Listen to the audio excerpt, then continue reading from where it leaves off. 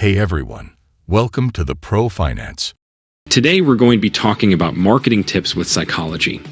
I know this sounds like some kind of weird voodoo magic, but it's not.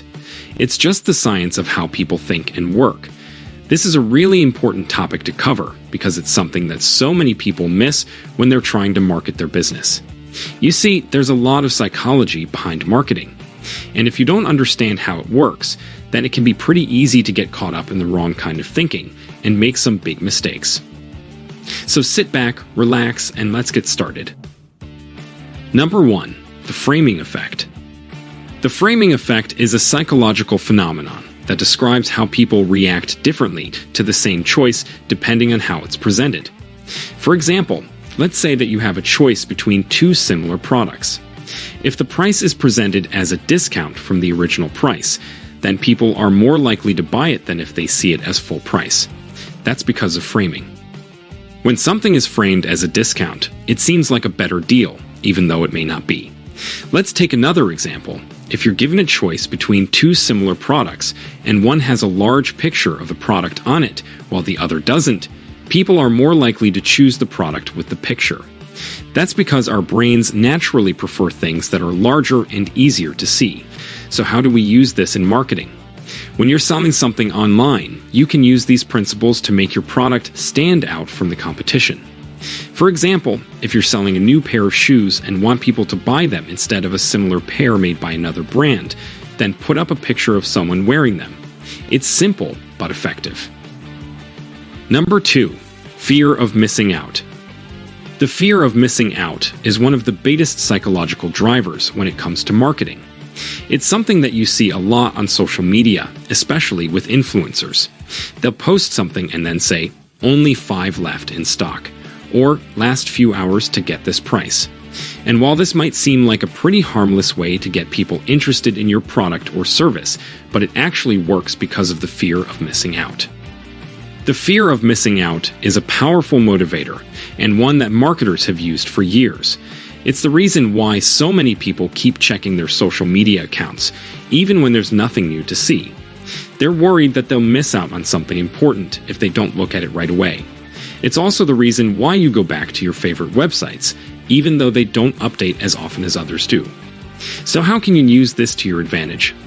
Simple, just create a sense of urgency around something. This can be done by using phrases like limited time offer or only until stocks last. You can also tell people that there are only a few seats left for an event or that you're selling an item for 50% off until tomorrow. The list is endless, but you get the point. You can create a sense of urgency by telling people what they're missing out on.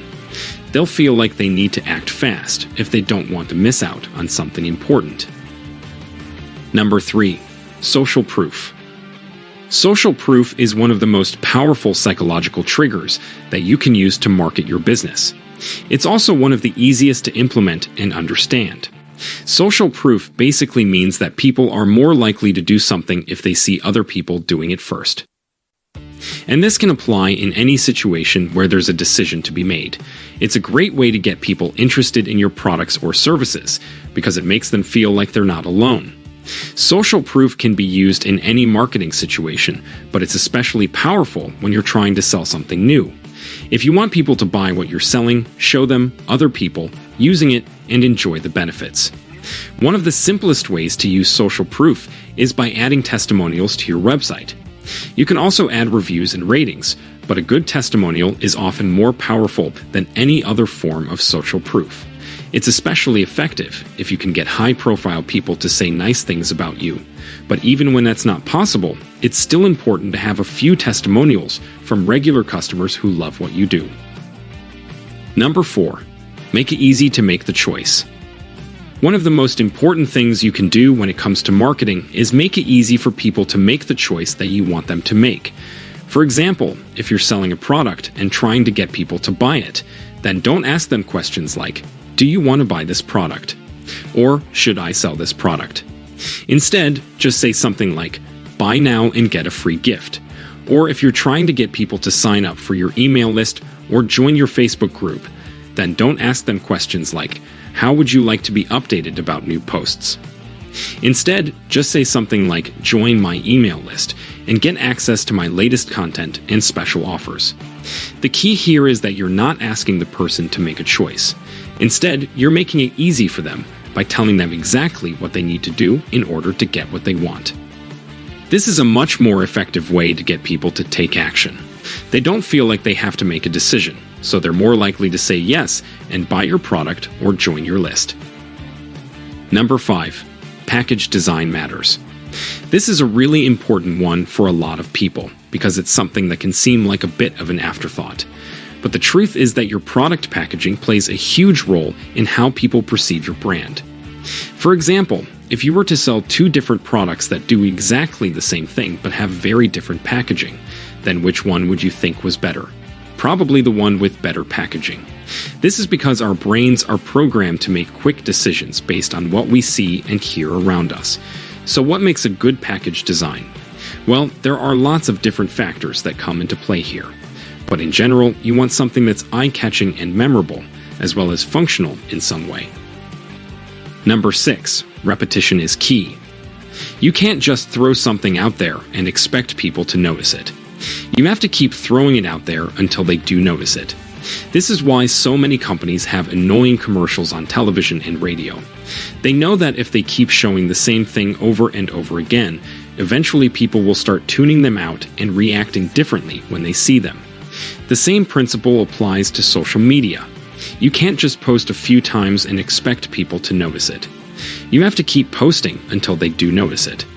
If you're not seeing the results you want, then try posting more often or changing up what you're doing so that your posts are more noticeable than everyone else's in your niche. Number 7. Tell stories that they can visualize themselves in. Psychology has proven that people are more likely to remember something if they can visualize it happening in front of them. And this is especially true when you're trying to sell something. So the next time you're creating a marketing campaign, make sure your copy includes lots of vivid descriptions and examples that people can visualize themselves in.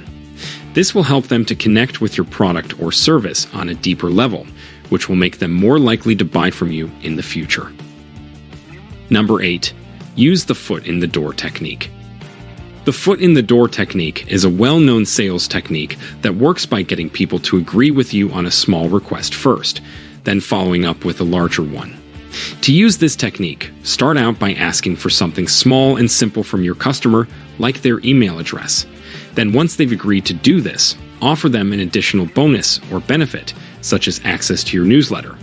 By doing this, you're conditioning them into believing that they're getting something of value in exchange for their initial agreement. The foot in the door technique is a powerful way to get customers to agree with you, but it can also be used in many other situations. For example, if you want your child to clean their room, start out by asking them to put away their clothes first, then follow up with something like cleaning the bathroom or making their bed. By starting with the smaller requests, you lower the bar for your child to agree to something larger. Thanks so much for watching. I hope we've been able to help you with some of your marketing challenges. If you have any questions, comments, or feedback, please let us know in the comments below. We'll see you next time.